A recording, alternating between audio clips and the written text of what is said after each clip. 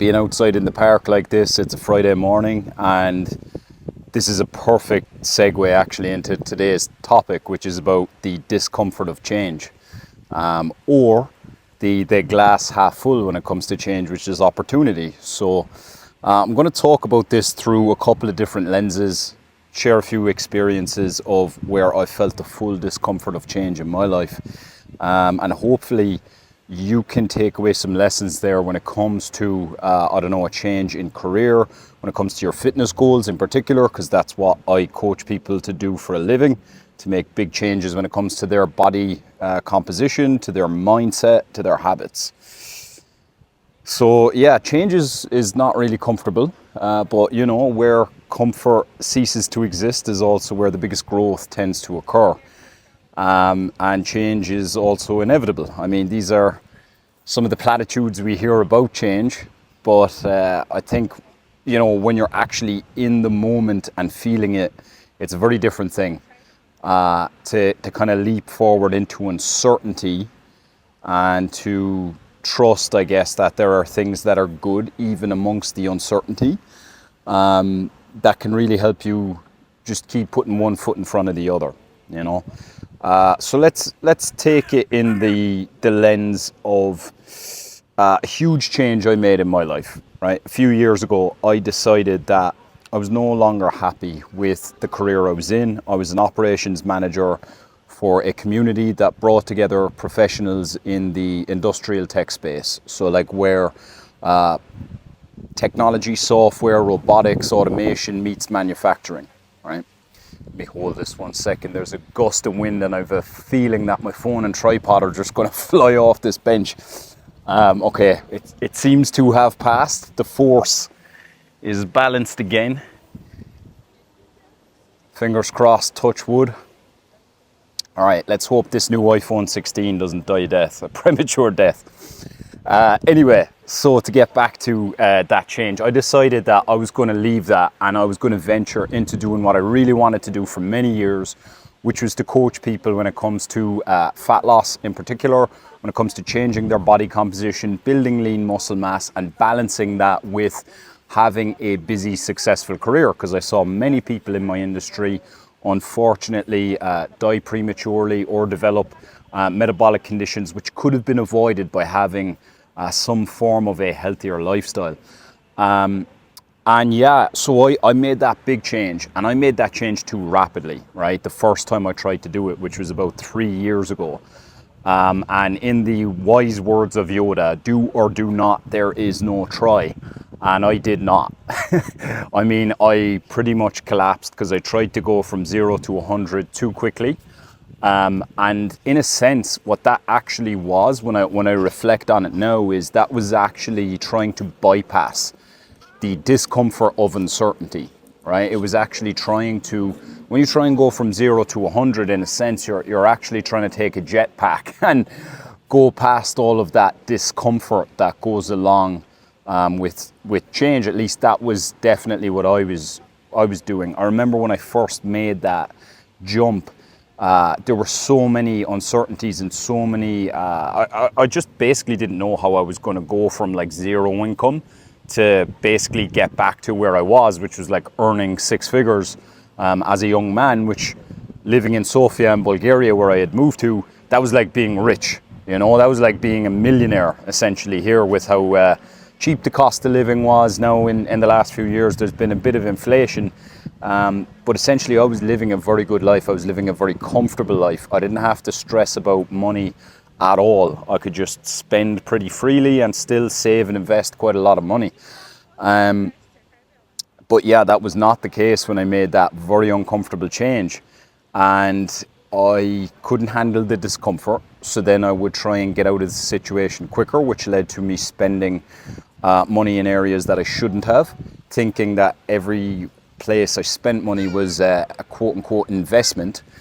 Whereas really what I was trying to do was to just bypass the discomfort. I was trying to avoid the work. I was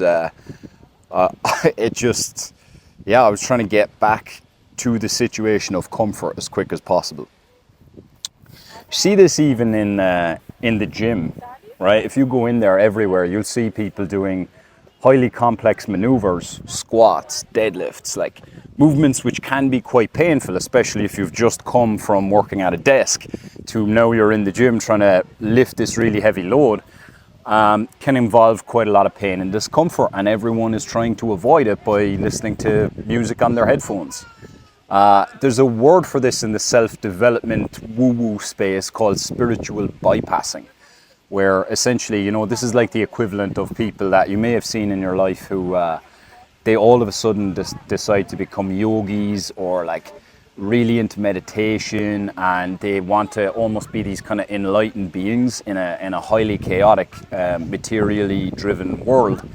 And essentially kind of bypass the whole process of the human experience and jump straight to enlightenment.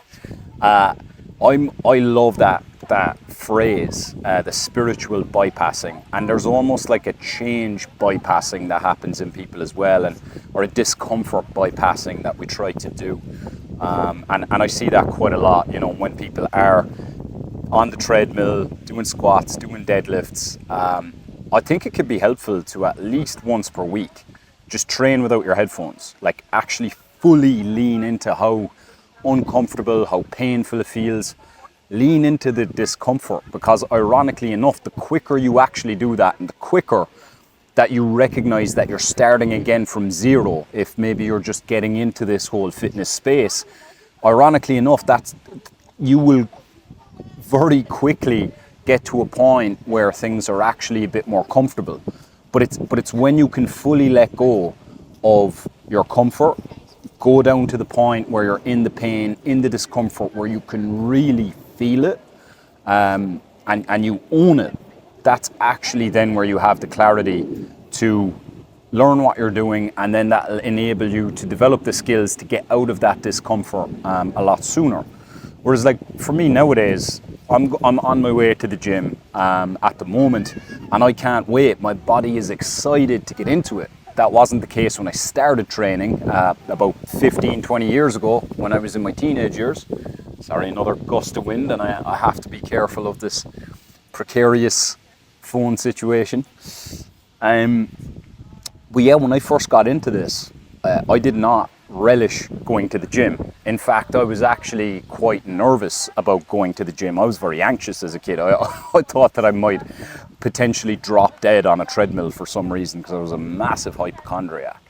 So I wasn't just dealing with the discomfort of training, I was also dealing with, you know, these distorted, what you call that, when people have these cognitive distortions, these, the word will come to me.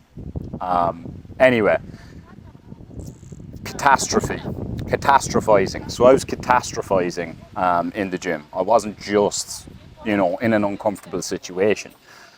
But the quicker I could actually like just kind of feel into what's happening, that was the quicker that I could get over those fears, and the quicker I could move past discomfort. And now I'm at a point where going to the gym is just like brushing my teeth.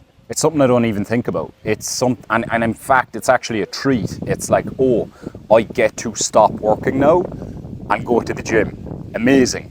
Like that to me is where I feel like my body gets to move. I get to be creative in how I express my body. I get to relieve pain.